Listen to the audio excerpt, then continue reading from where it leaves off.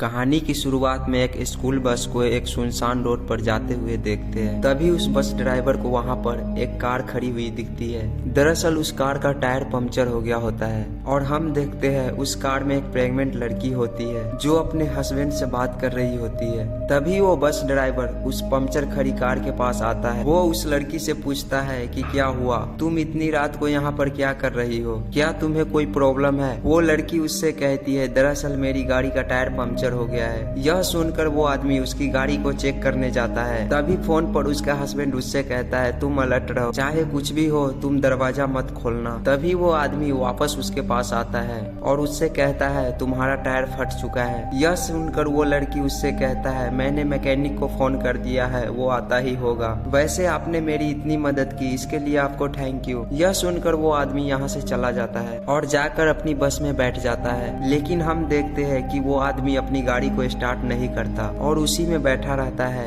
यह देखकर उस लड़की को उस पर शक होने लगता है और अब उसके मन में बेचैनी भी होने लगती है। तभी अचानक वो आदमी एक छेने हथौड़े से उसके गाड़ी का विंडो तोड़ने लगता है। इसे देखकर वो लड़की काफी घबरा जाती है और गाड़ी को स्टार्ट करने की कोशिश करती है, पर तभी वो आदमी गाड़ी में घुसकर उस लड़की के सिर पर हथौड़े से अटैक कर देता है, जिससे वो लड़की वहीं पे बेहोश हो जाती है। फिर वो बस ड्राइवर उस लड़की को बाहर निकालता है और घसीट कर उसे अपने बस में ले जाता है। फिर सीन शिफ्ट होता है जहाँ पर हम उसी लड़की को देखते हैं जो कि काफी रेयर कंडीशन में होती है। फिर जब उस लड़की को होश आता है तब वो अपने सामने उसी आदमी को पाती है। ये देखकर उसे खुद को छोड़ देने की रिक्वेस्ट करती है। वो इसे ये भी बताती है कि वो प्रेग्नेंट है और उसे बहुत दर्द हो रहा है, लेकिन वो बस ड्राइवर उसकी एक भी नहीं सुनता और उसके हाथ पांव बांध देता है। फिर वो उसके बॉडी को छोटे छोटे टुकड़े करने लगता है। अब इसके बाद कुछ टाइम बीत जाता है जहाँ पर पुलिस को इन्वेस्टिगेशन के दौरान उस लड़की का बॉडी पार्ट्स मिलता है। वहीं पर हम उस लड़की के फादर को देखते हैं जो कि खुद पुलिस चीफ होते हैं। इस बात से उन्हें काफी धक्का लगता है और उन्हें खुद पर गिल्ट फील होता है क्योंकि वो खुद पुलिस चीफ होते हुए भी उसे नहीं बचा पाए। अब उस लड़की का हस्बैंड वहाँ पर किमसू भी पहुँच जाता है जो कि नेशनल सिक्योरिटी में होता है। वो ये सब देखकर काफी सदमे में आ जाता है क्योंकि वो अपनी वाइफ से बहुत प्यार करता था, पर किसी तरह वो अपने आंसू को बाहर नहीं आने देता और वहाँ से चला जाता है। फिर सीन किमसू के ऑफिस में शिफ्ट होता है जहाँ पर किमसू अपने ऑफिस से 15 डेज का छुट्टी लेता है। इसके बाद किमसू अपने एक फ्रेंड से मिलता है जो कि एक एजेंट होता है और वो भी उसके साथ नेशनल एजेंसी सिक्योरिटी में काम करता था। तभी वो किमसू को एक कैप्सूल देता है और उससे कहता है ये कोई आम कैप्सूल नहीं है, अगर इसे किसी के बॉडी में इंजेक्ट कर दे तो इससे हम उस पर्सन को ट्रैक कर सकते हैं और उसकी सारी बातें सुन सकते हैं। इसके बाद किमसू अपने फादर इन लॉ के पास जाता है जो कि उसे कुछ क्रिमिनल्स का रिकॉर्ड देते हैं जो कि पहले से ही इस तरह के क्राइम में इन्वॉल्व हो रहे हैं। इसके बाद किमसू इन सभी के रिकॉर्ड्स लेकर यहाँ से चले जाता है। फिर हम देखते हैं किमसू अपनी वाइफ की मर्डर को लेकर काफी बेचैन होता है और अब किसी भी हालत में वो अपनी वाइफ का बदला लेना चाहता है। इसीलिए अब उन क्रिमिनल्स को ढूंढना शुरू करता है। वो एक एक करके सभी क्रिमिनल्स से मिलता है और उन्हें काफी बुरी तरीके से मारता है। उन्हें इस एक्शन से सभी क्रिमिनल्स के हालत खराब हो जाते हैं, लेकिन वो अभी तक असली किलर इसके हाथ नहीं आया था। इसीलिए वो अब तीसरे क्रिमिनल के घर जाता है, लेकिन वो वहाँ पर नहीं होता। फिर किमसू उसके घर के बारीकी से तलाशी लेता है तो तभी वहाँ पर कुछ लड़कियों का सामान मिलता है जिससे अब उस क्रिमिनल पर उसका शक और बढ़ने लगता है। इसके बाद वो और आगे की तलाशी लेता है। तभी उसे वहाँ पर एक बेसमेंट मिलता है और तभी उसे वहाँ पर उसकी वाइफ की रिंग मिलती है। वो रिंग देखकर किमसू काफी इमोशनल हो जाता है, पर किसी तरह वो अपने इमोशन को कंट्रोल करता है। अब किमसी को पूरा यकीन हो जाता है उसकी वाइफ की मर्डर इसी किलर ने किया है और वो यहीं पे रहता है। तभी दूसरी तरफ हम उसी किलर को देखते हैं। इसका नाम जैंग होता है। यहाँ जैंग अपने दूसरे शिकार की तलाश में होता है। इसके बाद जब स्कूल ओवर होता है तब वो स्कूल बस से उन लड़कियों को उनके घर छोड़ने जाता है। फिर जब उसके बस में एक लड़की बचती है तो वो उसके घर छोड़ने नहीं ले जाता बल्कि वो अपने अड्डे पर ले जाता है। फिर वो अपने अड्डे पर लाकर उसके हाथ पैर बांध देता है और वो उसके साथ जबरदस्ती करने की कोशिश करता है, पर तभी कोई उसका नाम पुकारता है। अपना नाम सुनकर वो किलर वहाँ देखने के लिए जाता है जहाँ पर किमसू उसके सामने खड़ा होता है। जैंग उससे पूछता है क्या तुम पुलिस से हो, क्या तुम यहाँ पर अकेले आए हो। इस पर किमसू उसे कोई जवाब नहीं देता। वो बस उसे घूर रहा होता है मानो उसे वो अभी जान से मार मार देगा और अब उसकी वाइफ की किलर उसके सामने खड़ा था। इधर किलर को लगता है कि किमसू एक पुलिस वाला है, साथ ही वो हैरान भी होता है कि इतनी जल्दी पुलिस उसे कैसे ढूंढ लिया। तभी जैंग अचानक से किमसू पर एक सिकल से अटैक कर देता है। वो उससे मारने की कोशिश करता है, लेकिन किमसू भी एक कराटे एक्सपर्ट होता है, इसलिए वो उस किलर को खूब पीटता है और उसे बेहोश कर देता है। फिर वो उसके चेहरे को एक पॉलिथीन से कवर कर देता है और उसके सर को कई बार पत्थर पर मारता है, जिससे अब वो किलर एक अर्धमरे हालत में हो जाता है। फिर वो वही कैप्सूल निकालता है जो उसके दोस्त ने उसे दिया था। वो उस ट्रैकर कैप्सूल उसके मुंह में डाल देता है और उसे वहीं छोड़कर चला जाता है। फिर कुछ देर बाद जब जैंग को होश आता है तब उसे वहाँ पर किमसू नहीं दिखाई देता। तभी वो अपने ऊपर पैसे को देखता है, जिसे देखकर वो समझ नहीं पाता कि आखिर उसके साथ क्या हुआ था।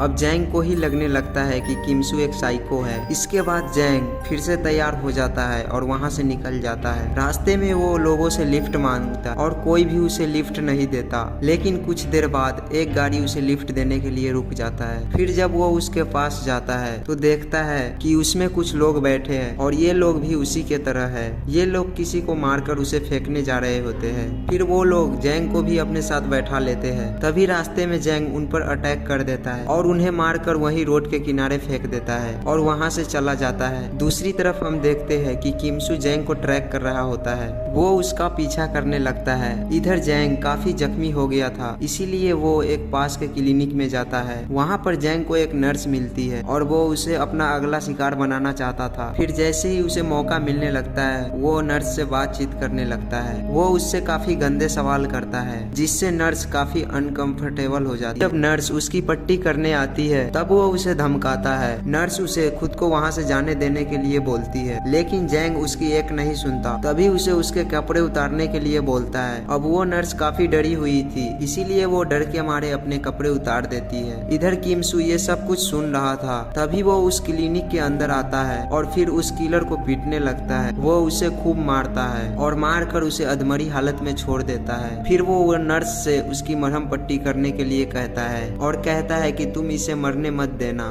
क्योंकि किमसू उसे तरपा तरपा कर मारना चाहता था। अगले सीन में हम देखते हैं कि किमसू जैंग को एक सुनसान जगह पर ले जाता है और वहीं छोड़ देता है। यहाँ जैंग की हालत बहुत खराब होती है। वो सोच में पड़ जाता है कि आखिर कैसे उसकी लोकेशन का उसे पता चल जाता है और उसे क्यों मारना चाहता है। अब उसे समझ आ जाता है जितने लोगों का उसने मर्डर किया है उसमें से कोई उसका फैमिली का होगा और उसमें जरूर कोई न कोई ट्रैकिंग डिवाइस लगाई है जिसे वो उससे ट्रैक कर रहा है। फिर वो खुद को चेक करने लगता है पर उसे कोई ट्रैकिंग डिवाइस नहीं मिलता। इसके बाद वो गाड़ी से निकलता है और दूसरी गाड़ी में बैठकर वहाँ से निकल जाता है। दूसरी तरफ किमसू को उसके फादर इन लॉ की कॉल आता है। वो उससे रिक्वेस्ट करते हुए कहते हैं तुम जैंग से दूर रहो और उसे पुलिस के हवाले कर दो, लेकिन किमसू उनकी एक नहीं सुनता और कहता है कि मैं उसे नहीं छोड़ने वाला। इधर हम जैंग को देखते हैं जो अपने दोस्त के घर आया होता है, जो कि एक कपल्स होते हैं और वो भी उसी के तरह होते हैं। वो कपल उसे डिनर कराते हैं। तभी डिनर के दौरान जैंग उन्हें अपने साथ हुए हादसों को बताता है। वो कहता है कि एक आदमी बेवजह मेरे पीछे पड़ गया है, वो मुझे मारना चाहता है। ये सुनकर उसका फ्रेंड कहता है कि हो सकता है कि तुमने जो मर्डर किया है उनमें से किसी फैमिली का हो।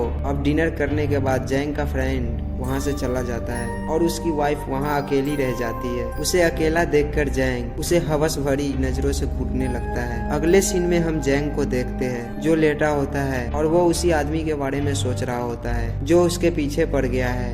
तभी उसे एक रिंग याद आती है जो किमसू ने पहन रखी थी। इसे अब उसे सब पता चल जाता है कि आखिर किमसू उसे क्यों मारना चाहता है। दूसरी तरफ हम देखते हैं जहां जैंग के फ्रेंड ने एक लड़की को किडनैप किया होता है। वो उसका रैप करना चाहता था लेकिन वो कुछ कर पाता। तभी वहां पर किमसू आ जाता है। किमसू को वो वहां पर देखकर काफी घबरा जाता है, लेकिन वो उसके सामने ऐसे रिएक्ट करता जैसे वो उसे नहीं जानता। वो उससे पूछता है कि तुम कौन हो और तुम्हें यहाँ के बारे में कैसे पता, पर किमसू उसे कोई जवाब नहीं देता। तभी वो उस पर अटैक कर देता है और उसे खूब पीटता है। ये आवाज सुनकर जैंग भी वहाँ पर आ जाता है, पर किमसू किसी को नहीं छोड़ता। वो उन तीनों की खूब पिटाई करता है, इससे ये सभी काफी घायल हो जाते हैं। अगली सुबह इनके घर पर पुलिस आते हैं जो इन सभी को हॉस्पिटल लेकर जाते हैं। इनकी हालत काफी खराब हो गई थी। कुछ देर बाद किमसू से मिलने उसका वही दोस्त आता है जिसने उसे वो कैप्सूल दी थी। वो उससे पूछता है कि मैंने जो वो कैप्सूल दिया था वो ठीक से काम कर रहा है। साथ ही वो इसे ये भी बताता है कि जब उसे लूज मोशन होगा तो उसकी बॉडी से कैप्सूल निकल जाएगी। पर तभी हम ये देखते हैं कि जैंग उनकी सब बातें सुन रहा था क्योंकि वो कॉन्शियस होता है। फिर जब किमसू उसके पास जाता है तो वो बेहोशी का नाटक करता है। अगले सीन में हम देखते हैं कि किमसू फिर से उसे एक टनल में छोड़कर चला जाता है, लेकिन जैंग को अब पता चल जाता है कि उसकी बॉडी में एक ट्रैकिंग डिवाइस लगाया गया है और वो उसे सुन रहा है। जैंग कहता है, मुझे पता है तुम मुझसे किस बात की बदला ले रहे हो। वो उसे बताता है कि उस दिन उस लेडी ने अपने और अपने बच्चे के लिए मुझसे भीख मांगती थी, लेकिन मैंने उसकी एक नहीं सुनी और उन्हें एक एक करके काट डाला। इसके बाद जैंग एक केमिस्ट के पास जाता है और उससे लूज मोशन की दवाई लेता है ताकि उस ट्रैकिंग डिवाइस को निकाल सके। जैंग एक ही बार में वो पूरी दवाई खा लेता है जिससे उसकी तबीयत खराब होने लगती है। इसके बाद किसी तरह से उस कैप्सूल को ढूंढ लेता है। तभी वो टॉयलेट में एक आदमी को पीटता है और उसे वो कैप्सूल खिला देता है। इधर किमसू भी अब वहाँ पर पहुँच जाता है, लेकिन जैंग तब तक यहाँ से भाग चुका होता है। अब किमसू को कुछ भी पता नहीं होता कि जैंग कहाँ पर गया है और वो क्या करने वाला है। अब कंफ्यूज होकर जैंग के दोस्त के पास जाता है जो कि हॉस्पिटल में होता है। वहाँ पहुंचकर उसे कई थप्पड़ लगाता है। जब वो होश में आता है तो वो उससे पूछता है कि जैंग कहाँ गया है। तब उसके दोस्त बताता है कि अब तुम्हारी वाइफ की फैमिली को वो नुकसान पहुंचाएगा और तुम्हारे साथ माइंड गेम खेलेगा। ये कहकर वो उस पर हंसने लगता है। तभी हॉस्पिटल से निकलते हुए किमसू को उसके फ्रेंड का कॉल आता है जो उससे कहता है कि जैंग कुछ बुरा करने वाला है, ऐसा उस वायरलेस पर खुद कहा है। ये सुनकर किमसू उसका लाइव लोकेशन ट्रेस करने के लिए कहता है। किमसू अब काफी घबरा जाता है। वो अपने फादर इन लॉ को कॉल करता है पर वो कॉल नहीं पिक कर पाते। नेक्स्ट सीन किमसू के वाइफ के घर पर शिफ्ट होता है जहां पर हम देखते हैं बड़ी बेरहमी से उनके फादर इन लॉ और सिस्टर को मार डाला है। इसके बाद जब किमसू वहां पर पहुंचता है तो ये देखकर उसे काफी दुख होता है क्योंकि उसकी वजह से ही आज उनकी जान गई थी। अगर उसने पहले ही जैंग को मार दिया होता तो आज ये सब नहीं होता। दूसरे तरफ जैंग खुद को पुलिस के हवाले करना चाहता है क्योंकि वो जानता है कि किमसू उसे नहीं छोड़ेगा। फिर जब वो पुलिस की बताई हुई जगह पर पहुंचता है तो पुलिस वहां पर पहले से ही उसकी इंतजार कर रही थी। फिर जैंग बाहर निकलकर खुद को सरेंडर करने जाता है, लेकिन तभी किमसू उसके सामने आ जाता है और उसे पुलिस के सामने से ही उठाकर वहां से ले जाता है। इसके बाद किमसू उसे उसी जगह पर लेके जाता है जहां पर जैंग लड़कियों का शोषण करता था। फिर वो जैंग को एक जगह पर बांध देता है और उसे बहुत टॉर्चर करता है जिससे जैंग को काफी दर्द होता है। वो किमसू से खुद को जल्दी मार देने के लिए कहता है पर किमसू कहता है, मैं तुम्हें तरपा तरपा कर मारूंगा क्योंकि जो तुमने बाकियों के साथ किया है उसके आगे ये कुछ भी नहीं है। वो एक रस्सी को दरवाजे से बांध देता है, दूसरी तरफ से वो उसको मुंह के बांध देता है। दरअसल जैंग के सर के ऊपर वो एक ब्लेड रखा था। जैसे ही कोई दरवाजा खोलेगा या फिर जैंग ने अपना मुंह खोला वो ब्लेड उसके सर को काट देगा। इसके बाद किमसू जैंग के फैमिली को कॉल करता है और उन्हें यहाँ पर आने को बोलता है। फिर वो यहाँ से चला जाता है। अब जैसे ही वो यहाँ से बाहर निकलता है तभी जैंग की फैमिली वहाँ पर आ जाता है। फिर वो उस दरवाजे को नॉक करते हैं। हालांकि जैंग उन्हें दरवाजा खोलने के लिए मना करता है पर वो बोल नहीं पाता क्योंकि अगर वो अपना मुंह खोला तो भी वो मारा जाएगा। अभी उसकी फैमिली दरवाजा खोल देती है, इसकी वजह से जैंग मारा जाता है। दूसरी तरफ हम किमसू को देखते हैं तो अपनी इमोशन को कंट्रोल नहीं कर पाता और रोने लगता है और इसी के साथ ये मूवी खत्म हो जाता है।